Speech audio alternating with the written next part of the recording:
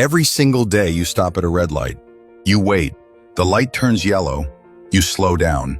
The light turns green. You go. You don't think about it. It's just how the world works. But there's a story behind that light, and it starts with a man born into slavery who taught himself mechanics by repairing sewing machines. His name was Garrett Morgan.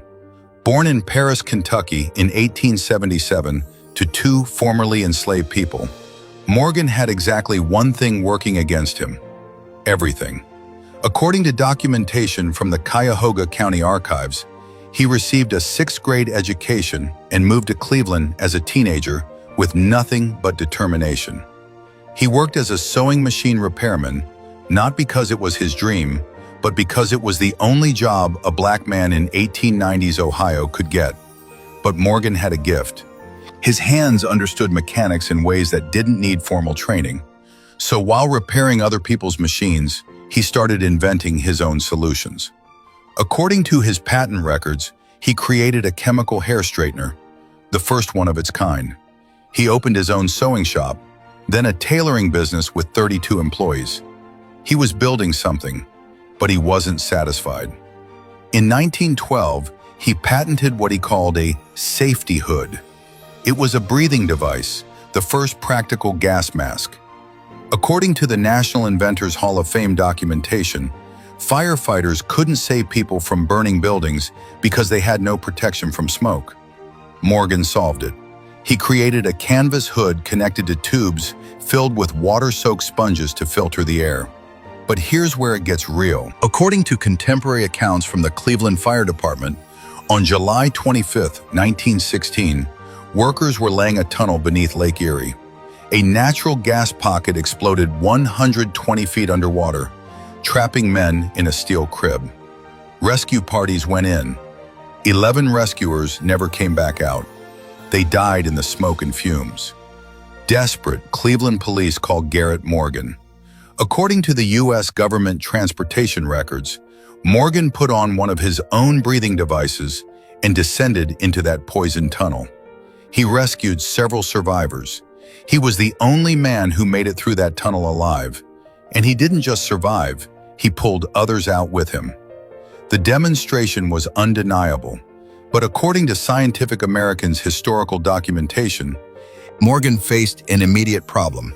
White fire chiefs refused to buy a product from a black inventor. So Morgan did something brilliant. He hired a white actor to pose as the inventor at demonstrations.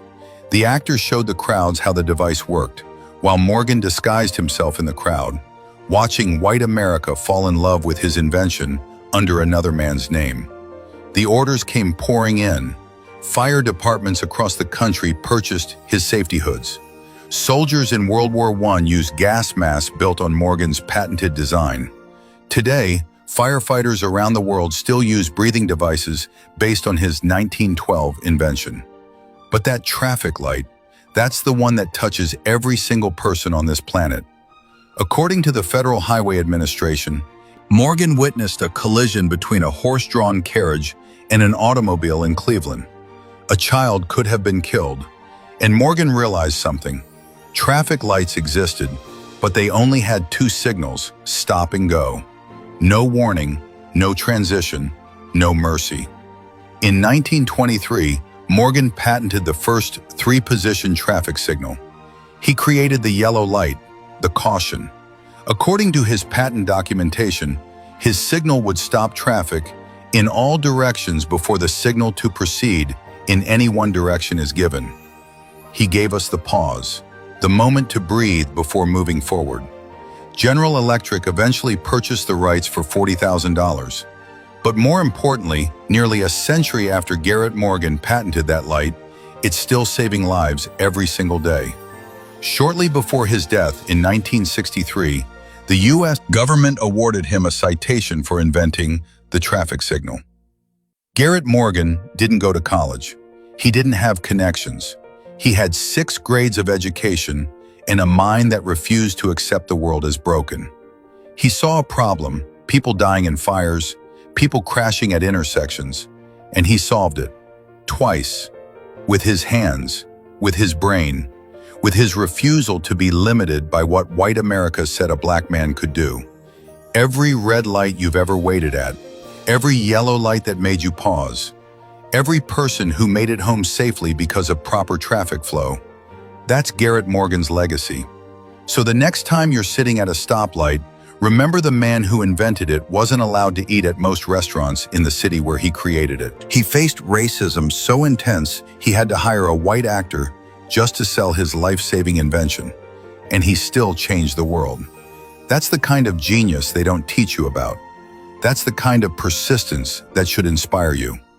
What would you have created if nobody told you that you couldn't? Drop that in the comments. Make it real. Make it specific.